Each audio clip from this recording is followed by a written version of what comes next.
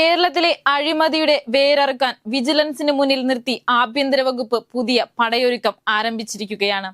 ലഹരിക്കെതിരെയുള്ള operation തൂഫാൻ വിജയകരമായി മുന്നേറുന്നതിനിടെയാണ് അഴിമതിരഹിത കേരളം ലക്ഷ്യമിട്ട് project zero എന്ന പുതിയ ദൗത്യത്തിന് തുടക്കമിട്ടിരിക്കുന്നത്.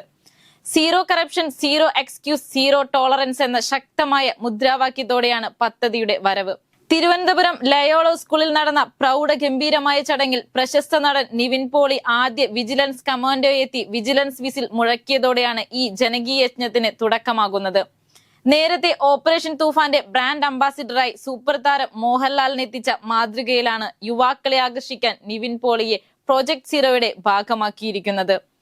അഴിമതിയെ തുരത്താൻ യുവജനതയെ സജ്ജരാക്കുകയാണ് പ്രധാന ലക്ഷ്യം.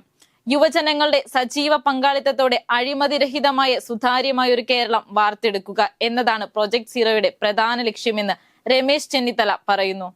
ഇതിന്റെ ഭാഗമായി അഴിമതിക്കെതിരെ പോരാടാൻ യുവജനങ്ങളെ വിജിലൻസ് കമാൻഡോകളായി അണിനിരത്തുകയും ആഭ്യന്തര വിജിലൻസ് ഓഫീസർമാർക്കായി വർക്ക്ഷോപ്പുകൾ സംഘടിപ്പിക്കുകയും ചെയ്യുന്നുണ്ട്. ആഭ്യന്തര വകുപ്പ് ലഭിച്ചപ്പോൾ തന്നെ വ്യക്തമായ പദ്ധതികൾ ചെന്നിത്തലയ്ക്കുണ്ടായിരുന്നു. അതിലാദ്യം നടപ്പിലാക്കിയതാണ് തൂഫാൻ. പിന്നാലെ തന്നെ പ്രൊജക്ട് സീറോയെ പറ്റി പരാമർശിക്കുകയും ചെയ്തിരുന്നു. അതിന്റെ ഭാഗമായി അഴിമതിക്കെതിരെ പോരാട്ടം ശക്തിപ്പെടുത്തുന്നതിന് വിജിലൻസ് മാനുവൽ കാലോചിതമായി പരിഷ്കരിക്കുകയും ചെയ്തിരുന്നു. 2002 ശേഷം ആദ്യമായാണ് മാനുവൽ പരിഷ്കരണം നടപ്പിലാക്കുന്നത് എന്ന് പറയുമ്പോൾ തന്നെ എത്രമാത്രം കാലഹരണപ്പെട്ടതായിരുന്നു നമ്മുടെ സിസ്റ്റം എന്ന് മനസ്സിലാക്കാം. അഴിമതി തടയുക എന്ന ലക്ഷ്യത്തോടെ തമിഴ്നാട്ടിൽ വിജയ് നയിക്കുന്ന സർക്കാരും വ്യത്യസ്തമായ പദ്ധതി ആവിഷ്കരിച്ചിട്ടുണ്ട്. ജനങ്ങൾക്ക് അഴിമതി കണ്ടാൽ അറിയിക്കാനുള്ള സംവിധാനമാണ് തുടങ്ങിയത്. ഇതിനു പിന്നാലെ സ്വന്തം പാർട്ടിയായ TVKയിലെ അടക്കം നിരവധി ഉദ്യോഗസ്ഥർ കുടുങ്ങിയിട്ടുണ്ട്. പ്രൊജക്ട് സീറോ വിജിലൻസ് വിസിൽ എന്ന പേരിന് പിന്നിലും വിജയുടെ സ്വാധീനമുണ്ട്. വിജയുടെ രാഷ്ട്രീയ പാർട്ടിയുടെ ചിഹ്നവും അഴിമതിക്കെതിരായ വിസിൽ ബ്ലോവർ ക്യാമ്പയിനുമാണ് ഇതിന് പ്രചോദനമായതെന്ന് ചെന്നിത്തല തന്നെ പറഞ്ഞിട്ടുണ്ട്. ജനങ്ങൾക്ക് വേണ്ടിയുള്ള പദ്ധതി ജനങ്ങളുടെ കൂടി സഹായത്തോടെയാണ് നടപ്പാക്കുക. സർക്കാർ ജീവനക്കാരുമായി ബന്ധപ്പെട്ട അഴിമതികൾ വിജിലൻസിനെ അറിയിക്കാൻ പുതിയ ടോൾ ഫ്രീ നമ്പറും ഏർപ്പെടുത്തിയിട്ടുണ്ട്. 1064 എന്ന നമ്പറിൽ വിളിച്ച് അഴിമതിക്കാരുടെ വിവരങ്ങൾ പങ്കുവയ്ക്കാം. വിവരം നൽകുന്നവരുടെ ഔദ്യോഗിക വിവരങ്ങൾ കർശനമായി രഹസ്യമായി സൂക്ഷിക്കുന്നതായിരിക്കും. യുവജനതയുടെ നേതൃത്വത്തിലുള്ള ഈ സാമൂഹ്യ പ്രതിബദ്ധത ദൗത്യത്തിൽ മുഴുവൻ ജനങ്ങളും പങ്കാളികളാകണമെന്ന് ചെന്നിത്തല അഭ്യർത്ഥിക്കുന്നു. കൈക്കൂലിയോ അഴിമതിയോ കാണിക്കുന്നതിന്റെ വീഡിയോ തെളിവുകൾ നൽകുന്നവർക്ക് 5000 രൂപ അവാർഡും പ്രഖ്യാപിച്ചിട്ടുണ്ട്.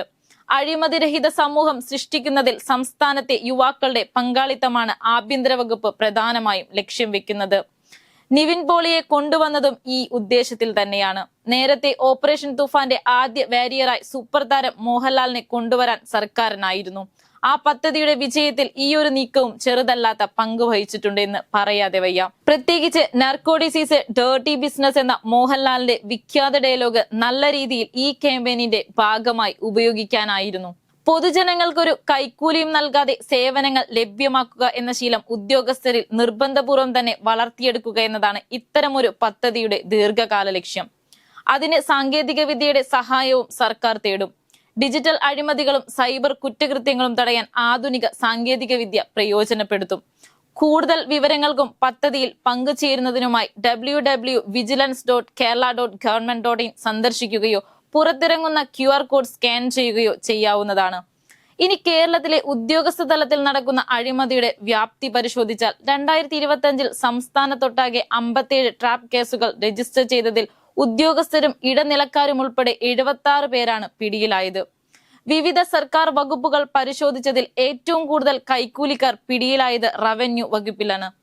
ഈ വകുപ്പിൽ മാത്രം 20 കേസുകൾ റിപ്പോർട്ട് ചെയ്തു. തദ്ദേശ സ്വയംഭരണ വകുപ്പിൽ 12 കേസുകളും പോലീസ് വകുപ്പിൽ 6 കേസുകളും രജിസ്റ്റർ ചെയ്തിട്ടുണ്ട്. 2026 മാത്രം 201 വിജിലൻസ് കേസുകൾ രജിസ്റ്റർ ചെയ്തിട്ടുണ്ട്. കൂടാതെ 300 പ്രാഥമിക അന്വേഷണങ്ങളും 136 രഹസ്യാന്വേഷണങ്ങളും 57 വിജിലൻസ് അന്വേഷണങ്ങളും നിലവിൽ നടക്കുന്നുണ്ട്. അഴിമതിക്കാരായ ഉദ്യോഗസ്ഥർ ഏറ്റവും കൂടുതൽ പിടിയിലായത് എറണാകുളം ആസ്ഥാനമായുള്ള മധ്യമേഖലയിലാണ്. 2025 28 കേസുകളാണ് ഇവിടെ രജിസ്റ്റർ ചെയ്തത്. കോഴിക്കോട് ആസ്ഥാനമായി വടക്കൻ മേഖലയിൽ 15 കേസുകൾ എടുത്തപ്പോൾ കോട്ടയം ആസ്ഥാനമായുള്ള കിഴക്കൻ മേഖലയിൽ 9 കേസുകളും രജിസ്റ്റർ ചെയ്തു. ഭരണസിരാ കേന്ദ്രമായ തിരുവനന്തപുരം ആസ്ഥാനമായ തെക്കൻ മേഖലയിൽ 5 കേസുകൾ മാത്രമാണ് വിജിലൻസിന് എടുക്കാനായത്.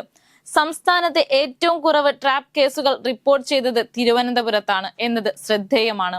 ട്രാപ്പ് കേസുകൾക്ക് പുറമെ അഴിമതി തടയാൻ വിപുലമായ അന്വേഷണങ്ങളാണ് വിജിലൻസ് നടത്തിവരുന്നത്. 2026-ൽ മാത്രം 201 വിജിലൻസ് കേസുകൾ രജിസ്റ്റർ ചെയ്തിട്ടുണ്ട്. കൂടാതെ 300 പ്രാഥമിക അന്വേഷണങ്ങളും 136 രഹസ്യാന്വേഷണങ്ങളും 57 വിജിലൻസ് അന്വേഷണങ്ങളും നിലവിൽ നടക്കുന്നുണ്ട്. അതേസമയം ലഹരിക്കെതിരായ ഓപ്പറേഷൻ തൂഫാൻ വലിയ വിജയമായിട്ടാണ് ആഭ്യന്തര വകുപ്പ് വിലയിരുത്തുന്നത്.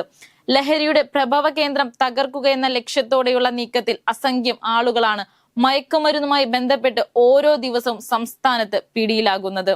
ലഹരി വിരുദ്ധ ക്യാമ്പയിനുകൾ നയിച്ച അധ്യാപികമാർ വരെ തൂഫാനിൽ കുടുങ്ങിയത് കേരളത്തെ ഞെട്ടിച്ച വാർത്തയായിരുന്നു. ലഹരി മാഫിയയ്ക്കെതിരെ കൈവരിച്ച സമാനതകളില്ലാത്ത വിജയം പ്രൊജക്ട് സീറോയിലൂടെ അഴിമതിക്കാർക്കെതിരെയും ആവർത്തിക്കുമെന്ന പ്രതീക്ഷയിലാണ് ജനങ്ങൾ. ഉന്നതനേതായാലും അഴിമതി നടത്തിയാലും പിടിവീഴുമെന്ന സന്ദേശമാണ് ആഭ്യന്തര വകുപ്പ് നൽകുന്നത്.